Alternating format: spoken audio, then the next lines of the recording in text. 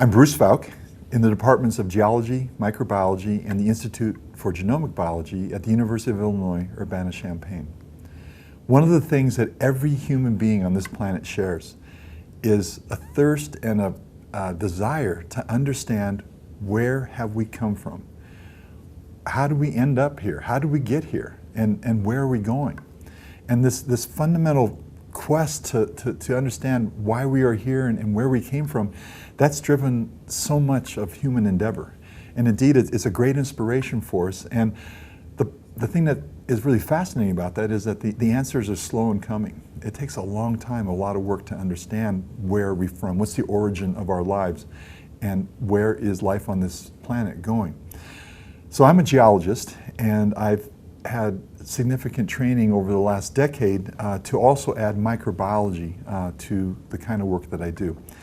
And one of the reasons I've done this from the very beginning is because I am really interested in using science to answer this question, where we come from and what's the origin of life as we see it on planet Earth.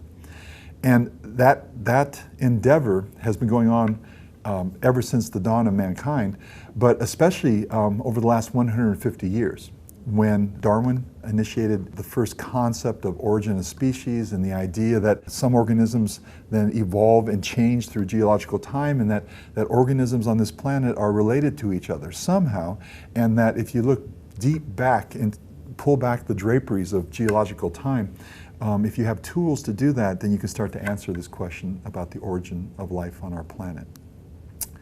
So welcome to the Emergence of Life, a course where we want to catch up now with the last 150 years of the quest to answer the question, what is the origin of life on this planet, and how did life come to be what it is now, with its immense and breathtaking diversity, its distribution in environments that go from mountaintops to the deepest parts of the ocean, and indeed into the deep subsurface crust, and also have the ability to look for life on other planets. Now, in this last 150 years, there's been many benchmark events. Technology within science has changed and keeps changing drastically. And with each advent of new technology, we also had the advent of the development of new concepts and theories within science to help explain the emergence of life and the origin of life. And so what we want to do in this course is to be able to systematically put together that historical reference, that historical guidebook, if you will, of how the science has emerged to our current understanding. And our most recent understanding are the origins of life and the emergence of life on the planet. Many of those deep-seated understandings are very, very recent. And in fact, they're so recent that a lot of what we're going to cover in this course is still not necessarily in the normal everyday language of either normal households or in the language of everyday scientists.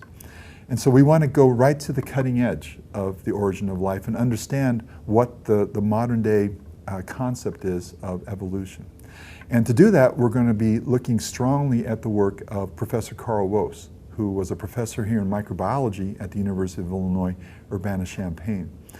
And what Professor Woese was able to do was to bring to the table new technologies of analyzing some of the components of life, like DNA and RNA, that then allowed us to go back and utilize the work that Darwin and others had put together of looking at the shape, form, size, color, all the attributes of life, combining those together to come up with a brand new synthesis of what we call the tree of life.